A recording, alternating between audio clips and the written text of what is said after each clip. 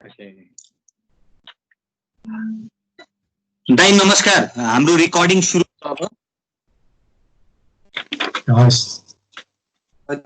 जसले पनि हामीलाई हेर्दै हुनुहुन्छ, म तपाईलाई के भन्न चाहन्छु भने अहिले हामीसँग अशेष मल्ल हुनुहुन्छ, theatre guru, theatre teacher, playwright, theatre director र सर्वनाम थिएटरको one of the founding member.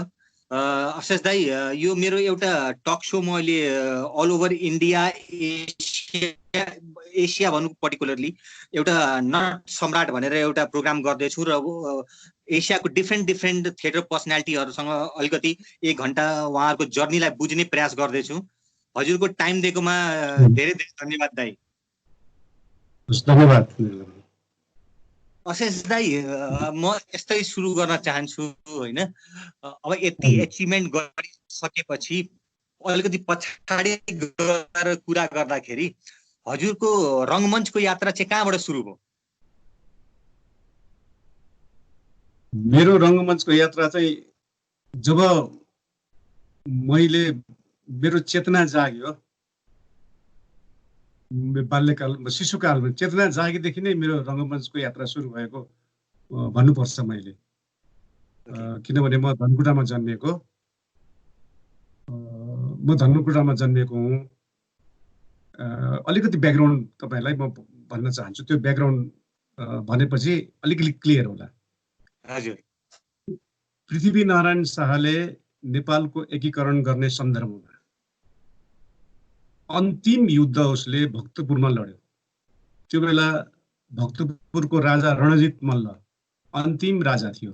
भक्तपुरमा जब उसले त्यहाँ युद्ध गर्यो, रणजित मल्ल चाहिँ हारे र त्यो नेपालको एकीकरणको अन्तिम युद्ध सकियो। रणजित मल्ल चाहिँ पृथ्वीनारायण शाहको बुवाको मित बुवा भएकोले पृथ्वीनारायण शाहले मित बुवालाई चाहिँ अब मैले त युद्ध त जितेँ, हार्नुभयो तपाईँ, कुनै एउटा ठाउँ रोज्नुहोस्, तपाईँलाई म त्यो दिन्छु भन्दाखेरि रणजित मल्लले होइन, मलाई अब यहाँ बस्दिनँ, मलाई काशी पठाइदेऊ, म काशी जान्छु भने। र रणजित मल्ल केही आफन्तहरू समेत लिएर ऊ काशी गए। त्यसपछि पृथ्वीनारायण शाहको राज्य सुरु भयो। अनि भक्तपुरमा एउटा आतंक जस्तो भयो, किनभने त्यहाँको मल्ल फ्यामिलीहरूदेखि लिएर राजाका अरू सन्तानहरू जो थिए उनीहरूमाथि ठुलो अत्याचारहरू भयो, सहन सकेनन् र तिनीहरू, किन राजा त गइहाले, राजाको आफन्तहरूले त्यहाँ चाहिँ पीडा सहन नसकेर भाग्ने मात्रै होइन, आफ्नो थर पनि लुकाउँदै गए। त्यसमध्ये मेरा पुर्खाहरू पनि थिए। तिनीहरू चाहिँ मल्ल थर लुकाएर प्रधानाङ्ग भन्न थाले। अनि भाग्दै त्यति बेला न गाडी थियो, न यातायात सुविधा केही पनि थिएन। उनीहरू कति दिनमा कति महिनामा पुग्यो होला धनकुटा डाँडा, जहाँ गाडी पनि थिएन, केही थिएन, यातायात सुविधा थिएन। कसरी पुगे? त्यो डाँडोमा उनीहरू स्याउलाको बार लगाएर सानो झुप्रो बनाएर बसेछन्। त्यसरी कोही ललितपुरबाट, कोही कान्ति काठमाडौँबाट त्यसरी गएका नेवार समुदायहरूले बस्ती बसाए धनकुटामा, मेरा पुर्खाहरूले, र बस्ती बसाएर त्यहाँ तिनीहरू बसे। नेवारको एउटा ठुलो बस्ती छ धनकुटा बजारमा, म त्यहीँ जन्मिएको हुँ।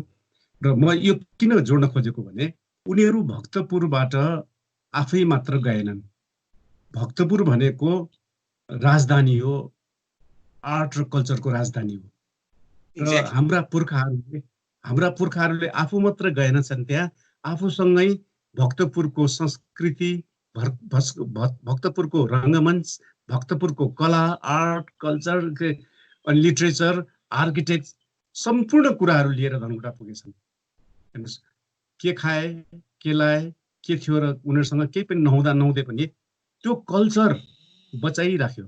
र म जब बच्चा थिएँ, शिशु थिएँ, जब मैले थाहा पाएँ धनकुटाको टोलमा नाचगान, नाटक, कविता गोष्ठी, कल्चर, म्युजिक, डान्स यति धेरै हुन्थ्यो कि त्यो माहौलमा म हुर्किएँ र मलाई सानैमा म मादल बजाउन जान्दथेँ। मेरो बुवाले काठमाडौँबाट मादल किनेर लानुभएको थियो, त्यो मादल बजाउँथेँ र म सायद 5-6 वर्षको थिएँ होला।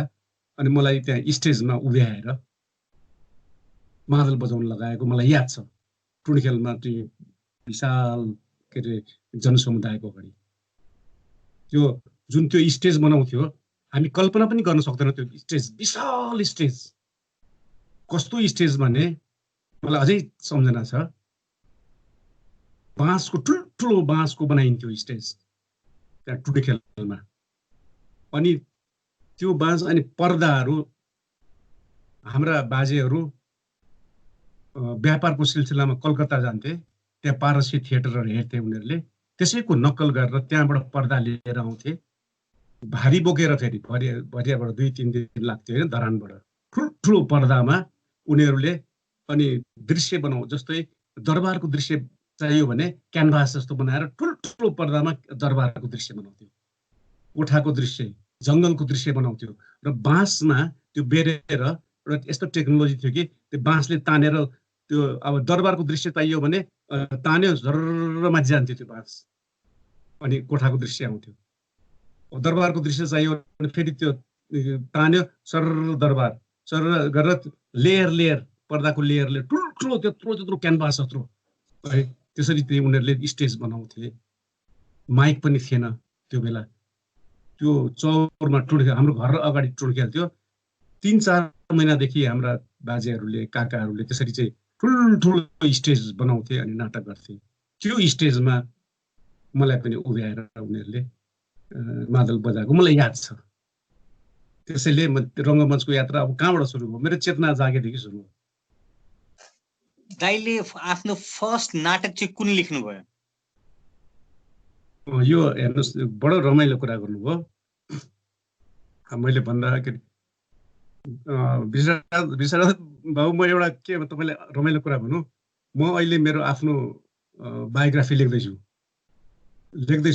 अनि करिब सकिनु लाग्यो। यही कुराहरू लेख्दै थिएँ म। तपाईँलाई भन्दाखेरि रमाइलो लागिरहेछ मलाई है। मेरो पहिलो नाटक कुन हो भन्ने सन्दर्भमा त्यो पनि गजब छ।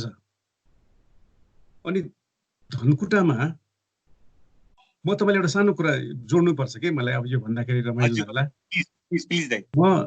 जब म काठमाडौँ आइपुगेँ 30 को दशकमा, काठमाडौँ आउँदाखेरि अनि म युनिभर्सिटीमा मैले जोइन गरेँ MA को मास्टर्स डिग्री। मलाई खालि भक्तपुर जानु मन लाग्थ्यो के। अनि भक्तपुर त्यो बेला त भक्तपुरमा 1-2 मात्रै गाडी जान्थ्यो। अनि भक्तपुरमा गाउँ जस्तो हुन्थ्यो नि, एकदम जानु मन लाग्थ्यो। त्यही सन्दर्भमा भदौको जात्रा हुन्छ नि,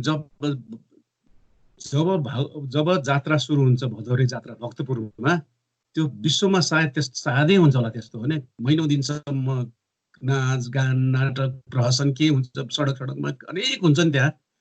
त्यो हेर्न मन लागेर मलाई जब गएँ म त्यहाँ पहिलोपटक भक्तपुर जाँदाखेरि म त छक्क परेँ। किन छक्क परेँ भन्दाखेरि धनकुटामा जस्तै घर पिँढीमा मान्छेहरू बसिरहेको छ, अनुहार पनि उस्तै, त्यो जसरी हुक्का तान्थे त्यसरी नै, ड्रेस पनि उस्तै सेम त्यस्तै। र सडकमा भएको जुन जात्रा थियो, जात्रा पर्व सेम त्यस्तै छ।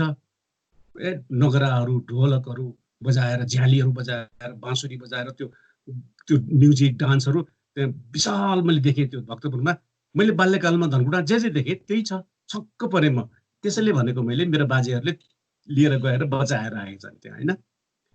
अनि यो चाहिँ जब यो जात्रा त्यहाँ धनकुटामा हुन्थ्यो, मलाई के लाग्थ्यो, मलाई कस्तो, म बच्चामा के हुन्थ्यो भने अरू साथीहरूलाई चाहिँ दसैँ र तिहार कहिले आउँछ भनेर पर्खिन्थ्यो। मलाई दसैँ र तिहारको कहिले रमाइलो लागेन। कहिले भदौ आउँछ, जात्रा आउँछ र त्यहाँ त्यो चाहिँ नाटकमा भाग लिन पाऊँ भन्ने मेरो त्यो हुन्थ्यो जिज्ञासा। के हुन्थ्यो भने जब गाई जात्रा सुरु भएपछि टोलमा नाटकको ग्रुप हुन्थ्यो। उनीहरू घर घरमा पेट्रोमेक्स हुन्छ नि, मेन्टल हुन्थ्यो नि, याद छ? पेट्रोमेक्स बिजुली त हुँदैन थियो। त्यो पेट्रोमेक्स 4-5 वटा पेट्रोमेक्सको उज्यालोमा राति अनि सुरु हुन्थ्यो। अनि टोलमा जुन ड्रामाको ग्रुपहरू तयार गरिन्थ्यो। एकछिन है,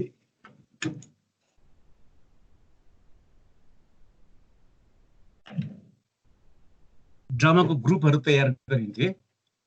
2-3 महिना अगाडिदेखि उनीहरूले एउटा समिति बनाएर उनीहरू त्यहाँ मिटिङ गर्थे, हामीभन्दा अग्रज दाइहरू। म त सानो फुच्चे थिएँ। अनि कुन प्रहसन गर्ने, कुन नाटक गर्ने, कोही डान्स गर्ने, कसले गीत गाउने भन्ने त्यहाँ छलफल हुन्थ्यो र उनीहरूले अनि त्यो पात्रहरू छान्थ्यो के। म त सानो बच्चा जस्तो थिएँ। अनि म कुनामा बस्थेँ, उनीहरूको कुरा सुन्थेँ। उनीहरूले नाटक तयार गर्थ्यो, प्रहसन तयार गर्थे। अनि मलाई छान्थे कि भन्ने, तर मलाई कहिले पनि छानेन उनीहरूले, किन मलाई त सानोदेखिलाई फुच्चे। म रुन्थेँ, मलाई पनि भाग लिनु दिए हुन्थ्यो जस्तो लाग्थ्यो मलाई। अनि 1 वर्ष बित्यो, 2 वर्ष बित्यो, तेस्रो वर्ष सायद म 7-8 वर्ष हुँदो हो। अनि मलाई अनि कस्तो भने मलाई कहिले पनि उनीहरूले छानेन। अनि एकपटक चाहिँ मलाई के लाग्यो भने यिनीहरूले नछानेर के हुन्छ र, म आफै गर्छु भनेर मलाई लागेछ कि। अनि टोलका सबै साथीहरू अनि जम्मा गरेर ल हामी नै सुरु गरौँ भनेर हामीले ग्रुप बनायौँ। अनि अब के गर्ने, ल कुन चाहिँ नाटक तयार गर्ने ल भन्दाखेरि त्यहाँ फेरि के हुन्थ्यो भने अलिकति डान्स हुन्थ्यो, अनि अलिकति म्युजिक भनेको अब मादल, ढोलक, ज्याली हुन्थ्यो। अनि एउटा सानो 10-15-20 मिनटको कुनै हामी त्यो त कमिक भन्थ्यौँ कि, भन्थ्यो त्यो प्रहसनै रहेछ नि होइन, नाटकै एउटा सानो जस्तो। ल म बनाउँछु भनेर मैले बनाएँ। मैले त्यो मेरो अनकन्सियस माइन्डमा के थियो भन्दाखेरि त्यो धनकुटामा एकजना लाटो मान्छे थियो कि, त्यसको नाम पूर्णे लाटा भन्थ्यो हामीहरूले। अनि त्यो पूर्णे लाटे कस्तो क्यारेक्टर थियो भने गरेर बोल्थ्यो, भने यसरी बोल्थ्यो। अनि उसको काँधमा जहिले पनि सर्प हुन्थ्यो कि, जिउँदो सर्प। अनि सर्प लिएर हिँड्थ्यो, सर्पसँग ऊ कुरा गर्थ्यो, सर्पसँगै कुरा गर्थ्यो, सर्पसँगै हिँड्थ्यो। हिँड्दाखेरि लरबर गरेर हिँड्थ्यो। त्यो अचम्मको क्यारेक्टर थियो कि त्यो। पछि त्यही सर्पले टोकेर मर्यो त्यो। अनि त्यसलाई अब दिन देखिरहेको हामीले यसैको नकल गर्नु पर्यो भनेर त्यसले जे गर्छ उसैको जीवनमा एउटा सानो 10-15 मिनटको मैले सोलो गरेको छु कि अब त्यो बेला। अनि गएर चाहिँ हामीले राति सुरुको नाटक र के हुन्थ्यो भने घर घरमा गरिन्थ्यो, आँगनमा, मान्छेहरूको आँगनमा। अनि रोटी पैसाहरू दिन्थे। अनि त्यो सुरु हुनुभन्दा अगाडि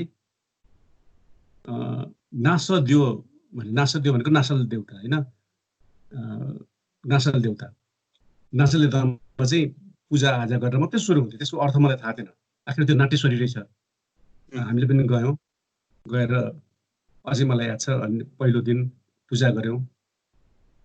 अनि पानी पर्न लागेको थियो। अनि भगवान आज पानी नपारिदिनु होइन भनेर भन्यो, पानी पनि परेन। अनि सुरु गऱ्यौँ। त्यो मेरो जीवनमा किन महत्त्वपूर्ण छ भने सायद मेरो जीवनको पहिलो नाटक त्यही थियो होला। अनि घर घरमा गएको, अब त्यो गाउँमा यति पपुलर, म त यति पपुलर भएछु त्यो वरिपरि त्यो टोलमा यति पपुलर भएछु कि त्यो ठुला मेरा जो हाम्रा भन्दा अग्रजहरू थियो नि, उनीहरूले जुन उनीहरूको ठुलो ग्रुप थियो, त्यो मेरो त्यो देखेर ए छोड आइज देखा भनेर उनीहरूको ग्रुपमा मलाई सामेल गरेर उनीहरूमा देखाउन लगायो मलाई त्यो। ओके, अब त्यो चाहिँ मेरो लागि त्यसपछि त अब म त हिरो भइहालेँ। अनि मेरो दाइले यहाँ काठमाडौँ आएपछि के फर्मल ट्रेनिङ थिएटरमा लिनुभयो कि स्टडी मात्रै थिएटरमा गर्नुभयो? होइन, मेरो थिएटरमा मैले कहीँ पढ्ने अवसर पनि पाइनँ। कुनै थिएटर स्कुल थिएन। जीवनको जुन एक्सपिरियन्सले हजुरलाई सिकाउँदै गयो होइन? हजुर, मलाई एक्सपिरियन्स मेरो आफ्नो, मैले अब त्यो बेला त न किताब पाइन्थ्यो होइन, न भिडियो पाइन्थ्यो, केही पनि थिएन। मेरो आफ्नै जीवनमा अनि मेरो गुरु भनेको नै साई बाबा, अनसिन गुरु। अनि दाइले नेपालमा चाहिँ स्ट्रिट प्लेको एउटा मुभमेन्ट नै चलाउनु भयो एक समयमा होइन? त्यो मुभमेन्ट चलाउनको लागि कसरी दाइलाई कसरी प्रेरणा आयो कि स्ट्रिट प्ले नै हुनुपर्छ होइन? ठाउँ ठाउँमा गएर श्रवण आमले स्ट्रिट प्लेको एउटा मुभमेन्ट नै चलाए नि त होइन? त्यो हजुरको इन्स्ट्रक्सनमा त्यो आइडिया कहाँबाट आयो दाइलाई?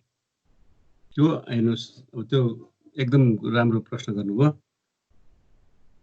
जब काठमाडौँमा म बस्न थालेँ, मेरो त के भने रात दिन अलिकति डिल देख्यो कि स्टेज जस्तो लाग्ने र त्यहाँ नाटक गरिहाल्नु जस्तो लाग्ने। अनि के अरे एउटा स्टेज बनाऊ, हल बनाऊ, दिमागमै त्यही हुन्थ्यो होइन। तर काठमाडौँमा टिक्ने कसरी, बाँच्ने कसरी, म होस्टेलमा बस्थेँ। अनि त्यहाँ म ट्युमा बस्दाखेरि त कस्तो भयो भने ट्युमा एउटा हल थियो र मैले सिधा क्याम्पससिपलाई के भने म यो युज गर्छु भनेपछि उनले दिनुभयो। मेरो लागि त्यो एउटा लक्कीली मैले पाएँ र त्यहाँ मैले त्यहाँ बस्ने जाँदा नाटक देखाएँ। तर के भयो भन्दाखेरि जब त्यहाँबाट बाहिर आएपछि त्यो बेला यो भन्नुपर्छ मैले, फेरि मेरो के जति पनि नाटक मैले लेखेँ सबै राजनैतिक अलिकति विद्रोही खालको नै लेखेँ र जहिले पनि त्यो बेला सोध्नेवाला थियो, अहिले भनिहाल्छ। त्यो बेला के भने के हुन्थ्यो भने एकातिर पुलिसको जहिले पनि पुलिस र प्रशासनको डर, कति बेला लगेर थुन्ने हो, कति बेला पिट्ने हो, त्यो डर त्रासै एकातिर। अर्कोतिर हल भाडा यति महँगो, हेर्नुहोस् त्यति बेला सभागृहको त्यो बेला 700 रुपियाँ थियो होला। 700 भनेको त अहिलेको तपाईँको 40,000 नै हो नि, 40-50 हजार थियो होइन। मेरो कोठा भाडा नै 7 रुपियाँ थियो होइन। जब अनि अब त्यो अनि कहाँबाट पैसा ल्याउने हलमा? अनि एक त हल भाडा महँगो, अर्को कुरा के भन्दाखेरि नाटक देखाउनुभन्दा अगाडि सेन्सर गर्नु पर्थ्यो।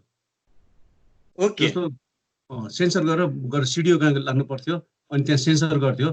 30-40 पेजको नाटक भयो छ भने उसले रातो मसीले काट्दा 7 पेज 8 पेज पाटिन्थ्यो, धुजा नै पार्ने। मेरो कयौँ नाटकहरू त्यसरी खतम भयो। गभर्नमेन्टको विद्रोह भएकोले गर्दा हो कि के हो दाइ? हजुर, त्यो सेन्सरशिपमा काट्ने कारण के? कि गभर्नमेन्टको अगेन्स्टमा भएकोले गर्दाखेरिको नाटकहरूलाई हो? अब त्यो बेला त पञ्चायतको त चरम थियो नि त, किनभने त्यो बेला पञ्चायतको त एकदम डिक्टेटरसिप थियो नि त। अलिकति राजाको बारेमा, मन्त्रीको बारेमा, सरकारको बारेमा केही बोल्नै पाइन्थ्यो, व्यङ्ग्य गर्नै पाइँदैन थियो, त्यस्तो बेला थियो नि त। अनि कडा सेन्सर थियो एकातिर। त्यो कडा सेन्सर त्यति मात्रै होइन, नाटक जब हामी देखाउँथ्यो सेन्सर भएर अनि उसले यो लाइन नबोल भन्थ्यो, त्यो लाइन त्यो स्क्रिप्ट लिएर पुलिस बसिरहन्थ्यो। अनि त्यो लाइन बोल्यो भने उसले तीबाट नाटक बन्द गरेर हामीलाई लिएर जान्थ्यो। होइन, कयौँ नाटकहरू त्यसरी ब्यान्ड भएको छ। एकातिर त्यो अर्कोतिर के भन्दाखेरि अर्कोतिर चाहिँ हल भाडा एकदम महँगो, अब प्रोडक्सन कस्ट एकदम महँगो, अब एकदमै त्यस कारणले गर्नै गाह्रो हुन्थ्यो। अनि मैले के भयो भन्दाखेरि म जब ट्यु मेरो सबै पढाइसक्यो नि, पढाइसकेपछि म त्यो अन्तिम दिन मलाई अझै याद छ, किर्तिपुरको चौरमा डङरङ्ग म पल्टेको थिएँ कि अब म के गर्ने, मेरो भविष्य के हो, कहाँ जाउँ, पैसा छैन, के छैन। अब धनकुटा गएर फर्कौँ, मेरो सारा भविष्य मेरो त बर्बाद हुन्छु। म त यहाँ केही भन्न आएको, म केही साहित्यकार बन्न आएको, नाटककार बन्न आएको, कलाकार बन्न आएको। अब यहाँ बस्छु, कसरी बस्ने? एकातिर यो पुलिसहरूको यो रातदिनको यो, अर्कोतिर यो आफूसँग पैसा नभएको। अनि दिमागमै त्यही हुन्थ्यो कि यस्तै उमा चाहिँ मलाई न्यु रोड जाँदाखेरि त्यो के अरे त्यो लगन टोल भन्ने थाहा छ होला नि, लगन टोलमा एउटा डिल छ कि जहिले पनि त्यहाँ डिल थियो। अनि म हिँडेर जानुपर्थ्यो किर्तिपुर, यसो हेर्थेँ, ओहो यो डिलमा चाहिँ नाटक हेर्नु पाए हुन्थ्यो। त्यो गजब यो स्टेज यो, किन मल्लहरूले पनि मल्लकालमा पनि यसरी चाहिँ डबल त नाटक गर्थे, यहाँ गर्नु पाए हुन्थ्यो भन्ने त्यो दिमागमा भइरहन्थ्यो जहिले पनि। अनि मलाई त्यति बेलादेखि मलाई चाहिँ थाहा छैन कताबाट मलाई के लाग्यो भने के नाटक गर्न साँच्चैकै स्टेज चाहिन्छ त, साँच्चैकै लाइट चाहिन्छ त, कस्ट्युम चाहिन्छ त, मेकअप चाहिँ यो बिना पनि त नाटक गर्न सकिन्छ नि। किन यसको नै कारण छ, तपाईँलाई अलिक भन्नु के हो, के कारण छ भन्दाखेरि मलाई जब म एकाडेमीमा त्यति बेला नाटक हेर्थेँ, त्यो पर्दा जब बन्द गर्थ्यो नि मलाई सकस हुन्थ्यो कि एज एन अडियन्स, किन पर्दा बन्द गरेको यिनीहरूले।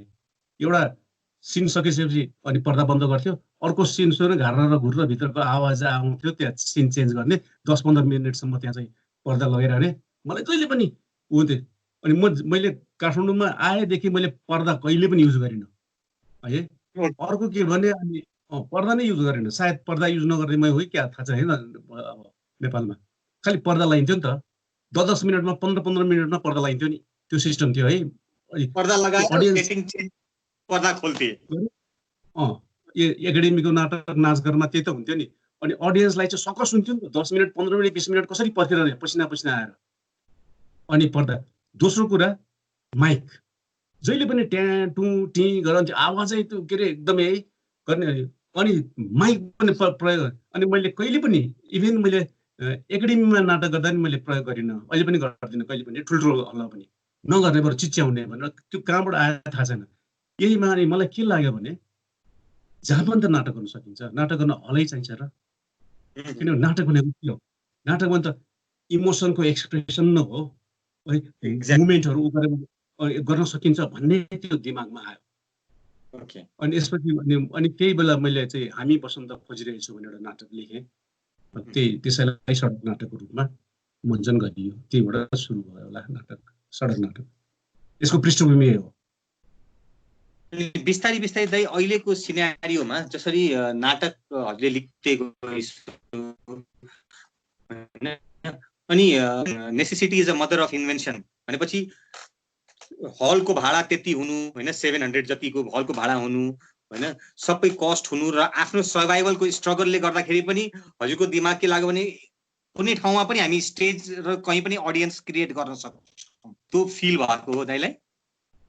एकदमै हो। किनभने मलाई त्यति बेला हामीलाई के पनि थाहा थिएन भने बाहिर पनि यस्तो सडक नाटक स्टेट थिएटर हुन्छ भने थाहा पनि थिएन। पछि थाहा भयो कि इन्डियामा पनि नुक्कड नाटक हुन्छ रे भनेर थाहा पाएँ। किनभने कम्युनिकेसनै थिएन नि त, कसले बताइदिने हामीलाई होइन।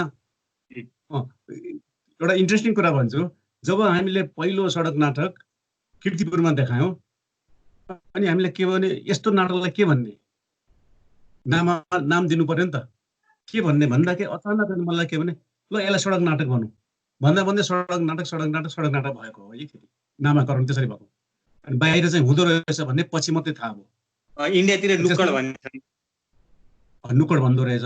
र यो चाहिँ अभावले नै जन्माएको। अनि म जहिले पनि भन्छु अभाव नै मेरो स्कुल हो भन्छु म जहिले पनि। कहाँ पढिस् भन्नुभयो नि, म अभावको स्कुलमा पढेँ। अनि दाइ अहिलेको जुन हिसाबले जसरी हजुरले डिफ्रेन्ट ठाउँमा लेक्चर दिइन्छ, सबै ठाउँ छ होइन, अहिले कम्युनिकेसन पनि स्ट्रङ छ, अनि सबै चिज एभाइलेबल हुँदाखेरि अहिले जस्तै थिएटरहरू बनिराखेको छ, सर्वनाम पनि बनिराखेको छ। सर्वनामको नाटक अहिले पनि अरू थिएटरभन्दा डिफ्रेन्ट नै देखिन्छ भने त्यसको रिजन के हो?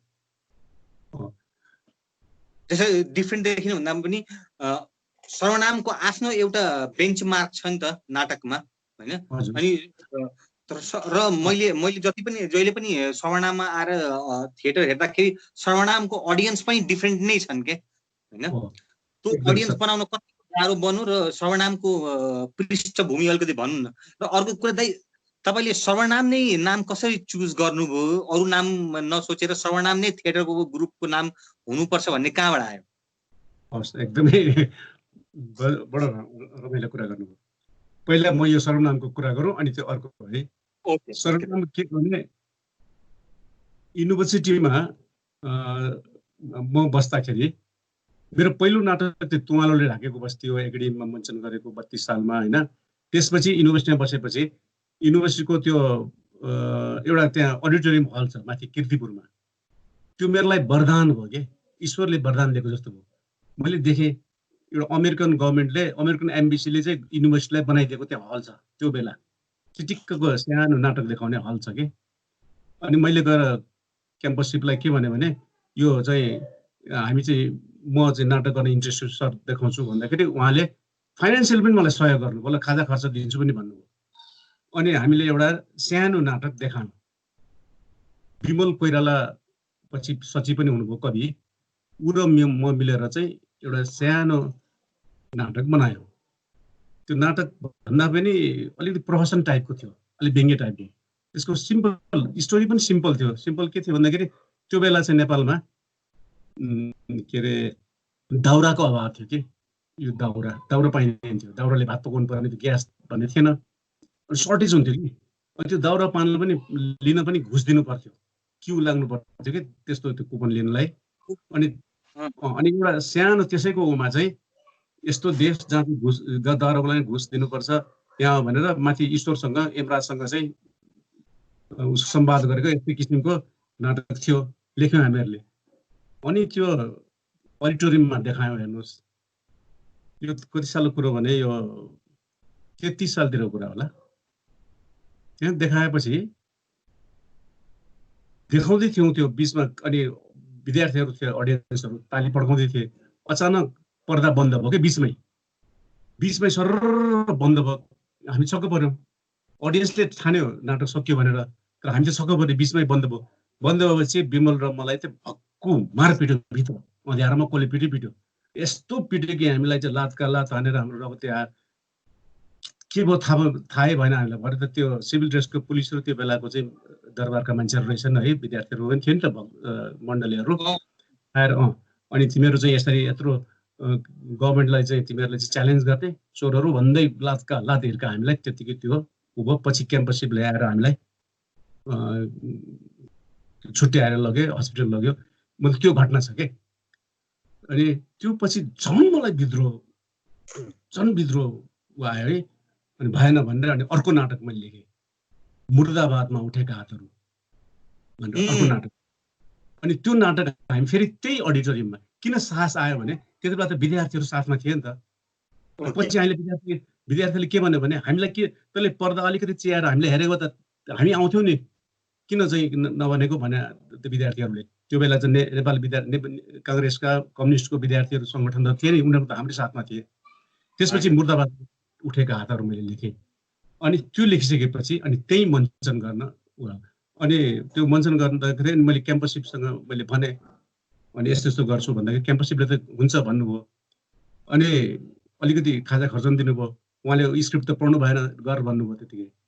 अनि गर्नु तर यो के अरे एउटा कुनै संस्थाले गर्नुपर्छ भनेर भन्नुभयो। कुन संस्थाले गरौँ भने दिमागमा रातभरि सोचेपछि अनि त्यतिकै क्रिएट आयो, दुईवटा नाम आयो, परिक्रमा र सर्वनाम दुईवटा आयो क्या दिमागमा। परिक्रमा राखौँ कि सर्वनाम राखौँ भने सर्वनाम राखौँ भन्दा सर्वनाम समूहद्वारा प्रस्तुत भन्ने हो त्यत्तिकै। सर्वनाम भने कुनै समूह पनि केही पनि थिएन, सर्वनाम समूहद्वारा प्रस्तुत मुर्दाबादमा उठेका हातहरू भन्यो। त्यहाँ देखाउँदाखेरि पहिलो दिन, दोस्रो दिन, तेस्रो दिन त फेरि पुलिसहरू आएर त्यहाँ त्यो बन्द नै गरिदियो, देखाउन दिएन होइन। अनि त्यो सर्वनाम भन्ने त मनमा थियो।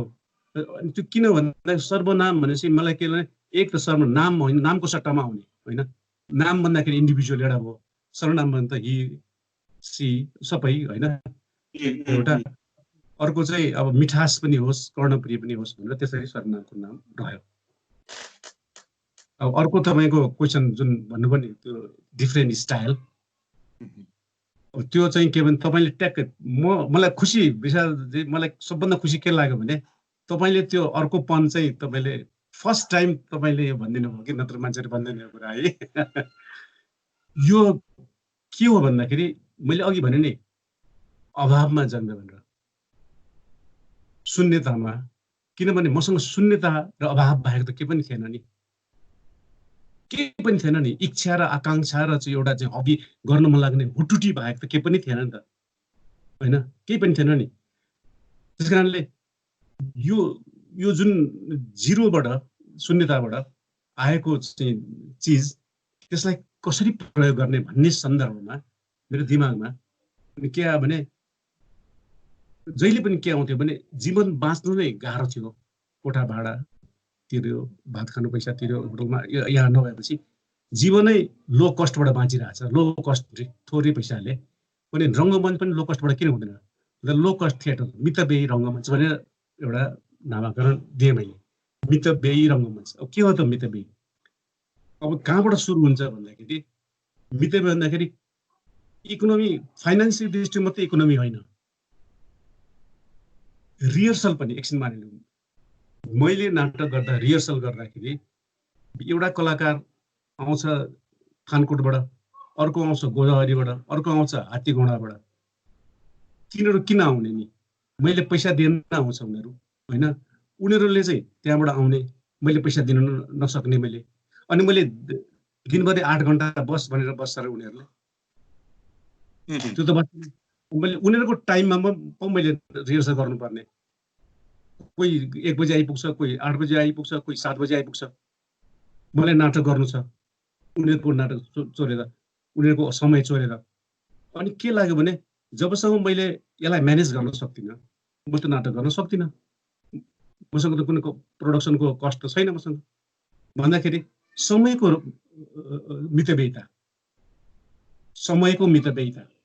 कसरी नाटक गर्ने त? जसरी पनि त नाटक गर्नु छ त मलाई भन्दाखेरि रिहर्सलमा पनि मितव्ययिता, अर्थात् त्यसको टाइमको म्यानेजमेन्ट हिसाएर अब 10 जना पात्रहरू छ भने अलग अलग उनीहरूको टाइममा रिहर्सल गराउने, अनि शनिबार एक दिन सबैलाई जम्मा गरेर गराउने। अब यसरी पनि नाटक गराइयो हैन। त्यो चाहिँ रिहर्सलको मितव्ययिता। अर्को चाहिँ सेटिङको मितव्ययिता। जस्तो जे भेट्यो त्यही, अब सेटिङहरू प्रप्सहरू त के हुन्छ र, खर्च गर्ने कुरा आउँदैन गर्दाखेरि। अनि यो सबै गर्दाखेरि अनि फाइनेन्सियलको प्रब्लम भन्दाखेरि केही नभए पनि ईश्वरले हामीलाई शरीर त दिएको छ, बडी दिएको छ, यो शरीर दिएको छ, हामीलाई हात खुट्टा दिएको छ, आँखा दिएको छ। यी बडी मुभमेन्टहरूबाट यसैबाट चाहिँ हामी प्रप्सहरू किन युज नगर्ने र सिम्बोलिक रूपमा चाहिँ यसलाई किन प्रयोग नगर्ने भन्दै पछि मात्रै थाहा भयो कि ग्रोटो बस्कीले त यसै गर्दो रहेछ भने पछि थाहा भयो कि फिजिकल थिएटर त यस्तो नै गरिन्छ नि त। हजुरले भनेको फिजिकल थिएटर नै यस्तो नै गर्ने त हो नि। त्यो त फिजिकल, त्यो त पछि थाहा भयो नि त। फिजिकल थिएटर पछि त्यो बेला त थाहा थिएन नि त होइन। अनि शून्यमा उभिएर पनि गर्न सकिन्छ भनेर त्यो। अब फेरि के भने डेमोक्रेसीले एउटा के अरे पञ्चायतले एउटा के सिकायो भने डाइरेक्ट भन्नु नहुने, हरेक कुरा सिम्बोल भन्नु। डाइरेक्ट भन्यो भने त पुलिस आएर लगिदिइहाल्ने। अनि उनीहरूले पनि नबुझ्ने भाषामा भन्नु पर्यो। अनि हामी वसन्त खोजिरहेछौँ, हामी प्रजातन्त्र खोजिरहेछौँ भने त च्याप्पै समाइहाल्थ्यो, बुझ्नु भएन। अनि डायलगमा पनि सिम्बोल, अनि सिम्बोलिक गर्दाखेरि मुभमेन्टमा पनि सिम्बोल गर्दा त्यो नाटक चाहिँ त्यही किसिमको हुनको। मैले यो कुरो एकपटक नि क्यानाडामा यस्तै वर्कसप भइरहेको थियो। अनि मैले उनीहरूलाई एकपल्ट क्यानाडामा त्यो वर्कसपमा के भने हेर, तिमीहरूले पनि स्टेजमा केही पनि प्रयोग गर्दैनौ, तिमीहरूले पनि स्टेजमा केही राख्दैनौ, म पनि राख्दिनँ, तिमीहरूको लागि यो एक्सपेरिमेन्ट हो, मेरो लागि चाहिँ कम्पल्सन हो भने कि मैले यो मेरो एक्सपेरिमेन्ट होइन, मसँग छैन त्यस कारण राख्दिनँ, तिमीसँग छ त्यस कारण राख्दैनौ, प्रयोग हो होइन। यसरी चाहिँ यहीलाई चाहिँ मैले मितव्ययी रङ्गमञ्च भनेको छु। र जहिले पनि के भन्दाखेरि मेरो एउटा मलाई के भयो भने विषय चाहिँ जहिले पनि रङ्गमञ्च आर्ट फर आर्ट सेक भन्छ नि, के सन्तुष्टिको लागि मात्रै थिएटर गर्ने भएर पटक्कै होइन। त्यो पनि हाम्रो जस्तो देशमा जहाँ अभाव छ, पीडा छ, आजसम्म पोलिटिकल स्टेबिलिटी हेर्नुहोस्, आज देशमा किन महँगी छ? Because of politics. आज किन गरिबी छ? Because of politics. आज किन मानिस भोग छ? आदि चाहिँ जति पनि पीडा अभाव छ यो सबैको एक मात्र कारण हो, पोलिटिक्स स्टेबिलिटी छैन नेपालमा।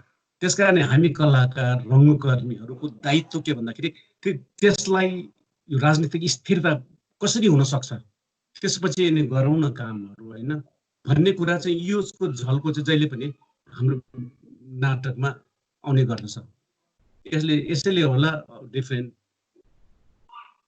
अरूभन्दा डिफ्रेन्ट हुनु कारण सक्छ। अनि दाइ अहिले कुनै नयाँ नाटक लेख्दै हुनुहुन्छ कि हुनुहुन्न?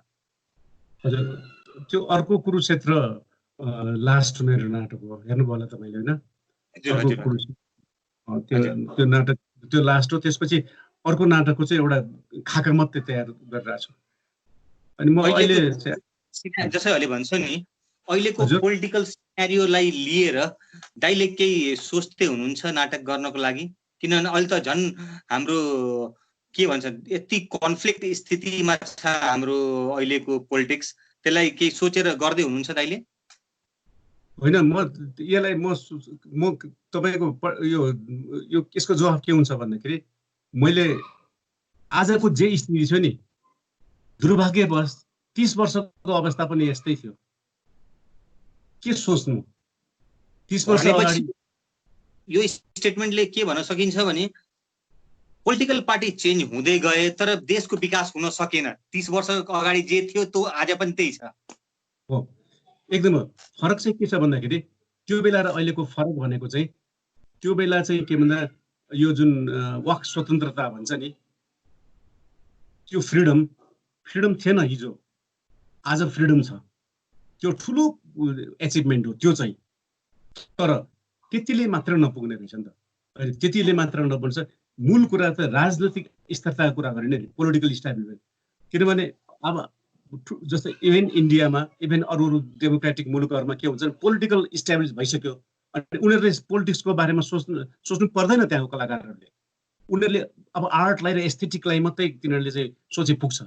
हामीले आर्ट र एस्थेटिकलाई मात्रै सोचेर पुग्दैन, किनभने हामीसँगै पोलिटिकल यो इनस्टेबिलिटीले गर्दाखेरि यति कुराहरू जन्माइदिएको छ कि त्यो कुराको चाहिँ प्रत्यक्ष असर हामीले प्रत्येक व्यक्तिले परिरहेछ नि है।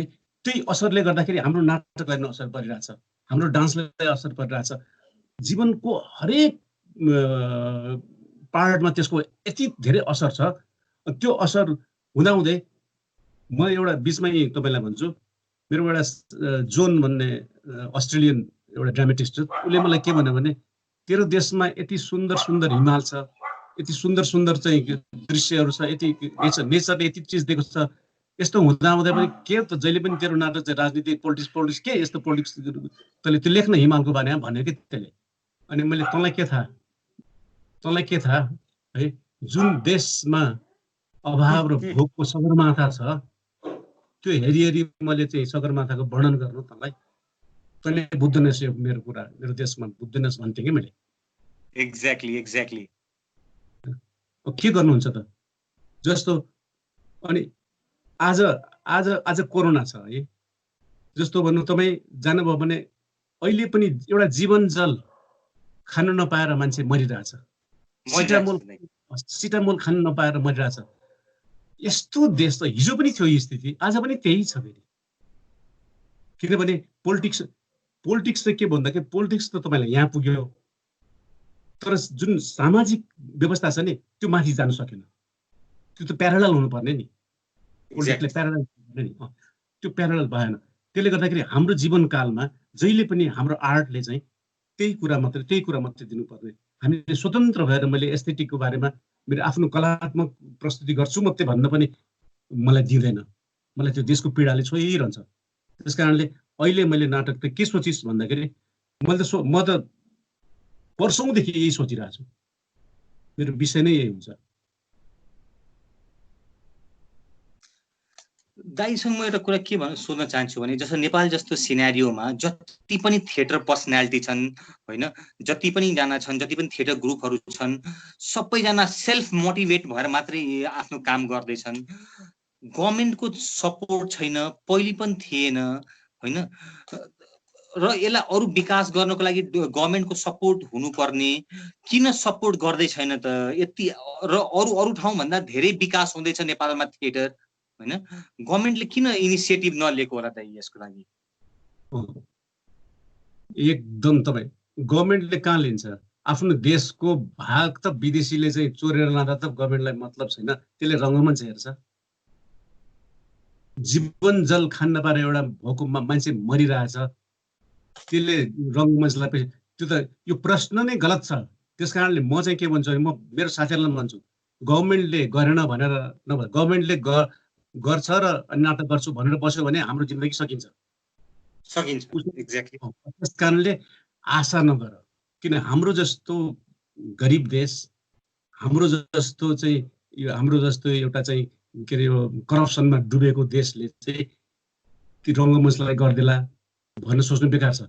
तर एउटा कुरो के भन्दाखेरि यो सन्दर्भमा म के भन्छु भने म आफै पनि एकाडेमीमा 5 वर्ष म आफै त्यहाँ चाहिँ एकाडेमिसियन भएँ, 5 वर्ष मलाई सदस्य गभर्मेन्टले राख्यो र म पनि एउटा गभर्मेन्टको हिस्सा नै भएको थिएँ त्यो बेला। तर के हुँदो रहेछ भन्दाखेरि गभर्मेन्टले बजेट चाहिँ छुट्याएको, पैसा नदिएको होइन। अहिले पनि तपाईँ छक्क पर्नुहुन्छ, अहिले पनि रङ्गमञ्च भन्दा पनि यो भन्न सङ्गीत नाटक एकाडेमी छ नि, अहिले सङ्गीत नाटक एकाडेमीलाई प्रशस्त बजेट छ। लिटरेचरको एकाडेमीलाई प्रशस्त बजेट छ, गभर्मेन्टसँगै पनि के यसको कल्चरलाई चाहिँ धेरै पैसा छ, पैसा नभएको होइन। तर के भने तपाईँ भोलि बिरामी पर्नुभयो भने तपाईँ एउटा रङ्गकर्मीको नाताले तपाईँलाई हेल्प उसले गर्दैन। किन गर्दैन? तपाईँ कुनै पार्टीको त मेम्बर होइन। तपाईँ पार्टीको कुनै चारनेको मेम्बर भएको भए तपाईँलाई चाहिँ दिल्लीलाई लने खर्च पनि दिन्छ। किन छ? गभर्मेन्टसँग नभएको होइन, गभर्मेन्टसँग पैसै छैन भन्ने होइन। तर के भन्दाखेरि त्यसको जुन हुन्छ नि यो च्यानल त्यो लगाउन सक्नेहरूले मात्रै त्यही भइरहेको है। त्यस कारणले अब यसलाई यसरी हेर्नुपर्छ।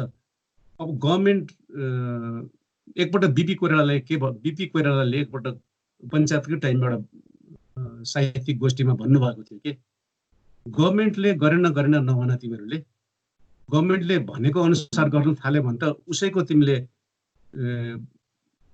गुणगान गाएर हिँड्नुपर्छ नि त आफ्नो कविता र नाटकमा। त्यस कारण उसको पछि नलाग भन्नुहुन्थ्यो कि म पनि।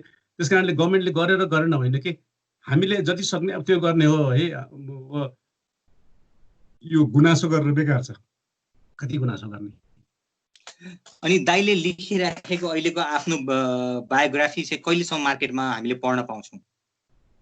अब यो त के अरे अलिकति टाइम लाग्छ होला। के अरे अब यो लकडाउनको चाहिँ उमा के अरे सदुपयोग गरेको म चाहिँ के भने यो सकेर अर्को एउटा तपाईँले मैले पहिलोपटक डिस्क्लोज गरौँ कि गरौँ है त। अर्को एउटा म मेरो रफमा त सकिसक्यो, अब त्यसलाई मैले फेयर गर्नु छ।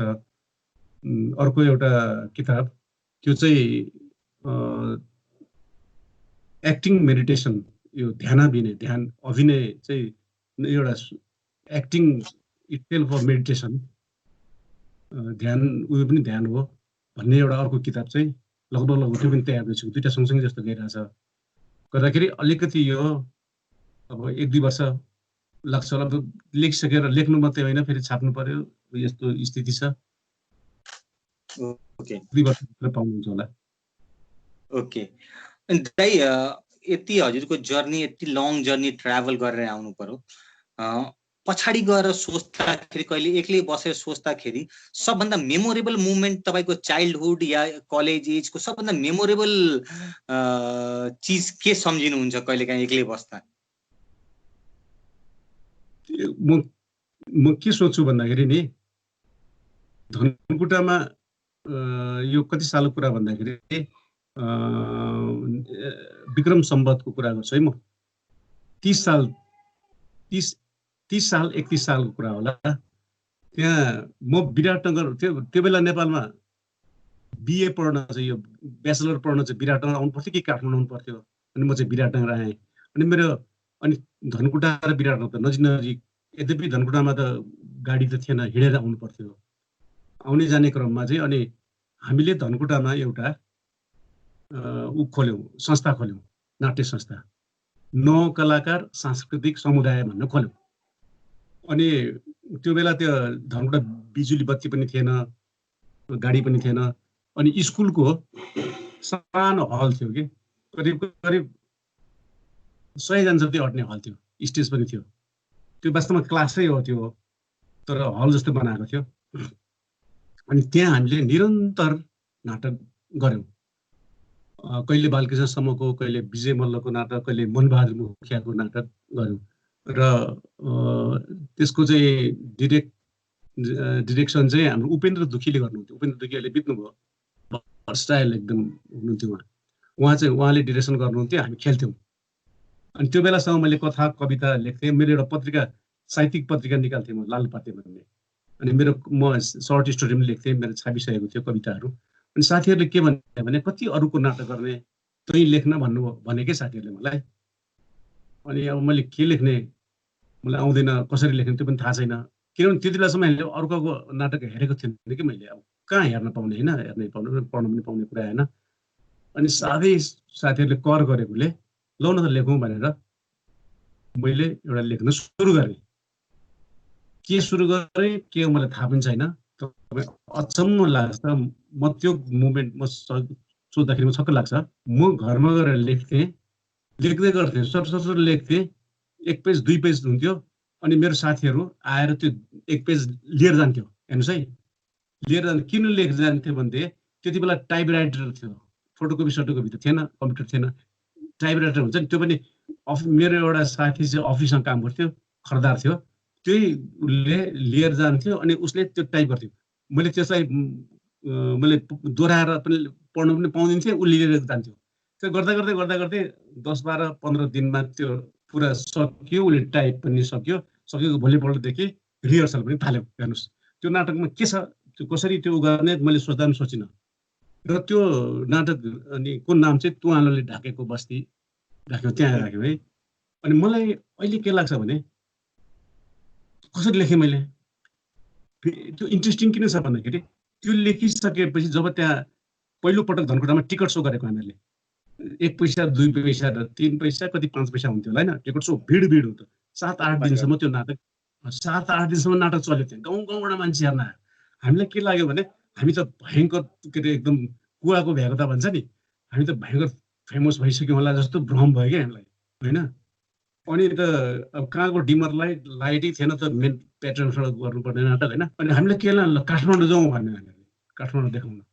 कहाँ काठमाडौँ त न्युयोर्क र पेरिस जस्तो होइन, कसरी जाने भनेर अनि त्यहाँबाट भरिया 30-40 जनाको ग्रुप भरिया लिएर धरान आयो। डाइरेक्ट बस पनि थिएन, हिँडेर आयौँ, धरानमा नाटक देखायौँ, सिनेमा हलमा अलिकति पैसा उठायौँ, अनि विराटनगरमा आयो, विराटनगरमा देखायौँ। अनि यसरी देखाउँदै बाटो देखाउँदै काठमाडौँमा 7-8 दिनमा हामी काठमाडौँ आइपुग्यौँ।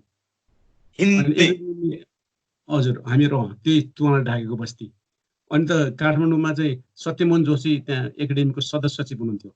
अनि त्यहाँ गएर अनि उहाँलाई भेट्यौँ। उहाँ त छक्क पर्नुभयो नि, किन त्यत्रो हुल देख्नुभयो नि है, हामी नाटक लिएर आएको भनेर। कस्तो पागलपन हेर्नुहोस् हाम्रो है। अनि उहाँले पनि के भन्नु, ओहो नाटक हेरेको छैन, ल यहाँ देखाऊ, हामी हल फ्रीमा दिन्छौँ, हामीसँग पैसा छैन भने दिन्छौँ, उठेको पैसा आधा है त भन्नुभयो उहाँले।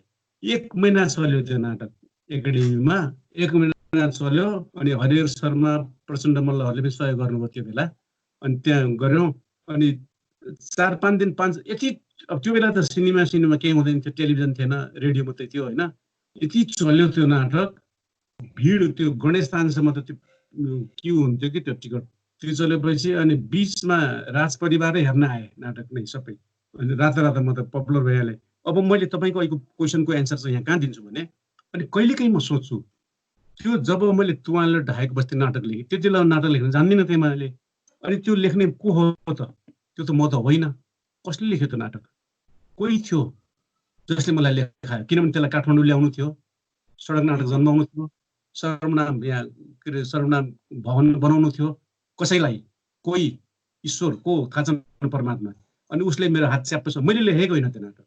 किनभने मैले कसरी लेखेँ त त्यो नाटक, किनभने 2 पेज लेख्दै उसले लान्थ्यो, मैले सोच्नु पनि पाउँदैन थिएँ के लेखेँ त्यो पनि थाहा छैन। लेख्ने चाहिँ के लेखेको भने नि, फेरि धनकुटामा हाम्रो घर त बजारमा थियो। अनि हात्ती खर्क भनेको गाउँ छ क्या हाम्रो, त्यहाँबाट खेतीपाती हुन्थ्यो। अनि मेरो बुवाले चाहिँ मलाई कहिलेकाहीँ त्यो खेतमा पठाउनुहुन्थ्यो र 4-5 दिन त्यहाँ बस्थेँ, त्यो हाम्रो खेती कमाउने ठाउँमा क्या। अनि त्यहाँ बस्दाखेरि जहिले पनि त्यो घरमा चाहिँ झगडा देख्थेँ कि बाउ छोराको, मार पर्थ्यो। त्यो अंशमण्डाको झगडा एक दिन मैले यस्तो देखेँ, तिनीहरू बाउ छोरा काटाकाट गरेको। अनि त्यो दिमागमा त्यही थियो, नाटकमा त त्यही लेखेको छु मैले। उनीहरूको रियल नाउँ पनि उनीहरूको रियल थियो र वास्तवमा त्यसरी नाउँ पनि बखते श्रीमाने राखेको छु कि त्यो एक्ज्याक्ट त्यसरी लेखेँ भनेपछि त्यो मुभमेन्ट चाहिँ मैले याद आउँछ। किनभने त्यो मुभमेन्ट मलाई योजना थियो, परमात्माको योजना थियो, यो लेख तल लान्छ। त्यो म लेखेको पनि होइन, म आफै आएको, उसैले ल्याएको, उसैले। त्यस कारणले यो त्यही अब अहिलेसम्म त्यो चलिरहेछ। त्यस कारण मलाई चिन्ता छैन।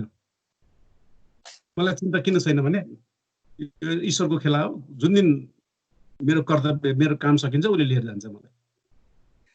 होइन, दाइको धेरै काम यति इन्सपायर गर्छ अहिलेको युथलाई होइन। हामीले नाटक पढिराखेको हुन्छौँ होइन, तपाईँको यो जर्नी पनि एकदम इन्ट्रेस्टिङ छ। म दाइलाई चाहिँ के भन्न चाहन्छु भने आजको समय दिएको लागि एकदम धन्यवाद। हजुरको यस्तो इन्ट्रेस्टिङ कुरा आज सुन्न पाइयो होइन। यस्तो इन्ट्रेस्टिङ कुरा अरू पनि हामी गर्छौँ आउने समयमा। र छिट्टै म चाहन्छु कि दाइको बायोग्राफी र नयाँ नाटक छिटो मार्केटमा आओस् र त्यो एक्टिङ मेडिटेसन भन्ने किताब पनि छिटो मार्केटमा आएर हामीले पढ्न पाऊँ। हजुरको हेल्थ स्वस्थ रहोस् होइन र आउने समयमा हजुरको अन्डरबाट धेरै स्टुडेन्टहरू आउन् र यो जुन सडक नाटकको प्रथा छ यो चाहिँ कहिले पनि विलीन नहोस्, यो अगाडि जेनेरेसनले एज अ लिगसी लग्दै जाओस्, किनभने स्ट्रिट नाटक चाहिँ हुनु नै पर्छ कुनै पनि एजमा होइन। अनि दाइले अर्को कुरा दाइलाई म के भन्न चाहन्छु भने कि जसै मैले भने नि हजुरको नाटक नै डिफ्रेन्ट देखिन्छ, किनभने अभावले जन्मेको नाटक र necessity is a mother of invention भन्दाखेरि त्यसमा नयाँपन, नयाँ चिज होइन र प्रत्येक पल्टमा केही डिफ्रेन्ट देखिन पाउँछ, त्यो आउने समयमा पनि देखिन पाउँछ। म बिचमा कुरा काट्नु है, मलाई कहिले के लाग्छ भन्दाखेरि म गडलाई थ्याङ्क्स दिन्छु। म यदि कुनै एक्टिङ स्कुलमा कहीँ पढेको भए उसको प्रभाव पर्थ्यो होला, म कहीँ पढिनँ, मलाई थ्याङ्क्स, मलाई चाहिँ त्यो थाहा पनि थिएन र मैले अर्काको चाहिँ गर्न पाइनँ मैले। तर अब अहिलेको जेनेरेसनलाई हजुरले धेरै प्रभाव पार्दै हुनुहुन्छ र यस्तै प्रभाव दाइ म चाहन्छु कि आउने समयमा सर्वनाम ग्रुपले समाजलाई दिइराखोस् र यही भन्दै म हजुरसँग बिदा लिन चाहन्छु। Stay safe, stay at home दाइ। हस्, तपाईँलाई पनि एकदमै शुभकामना छ, एकदम खुसी लाग्यो तपाईँसँग कुरा गर्नु पाउँदा। Thank you.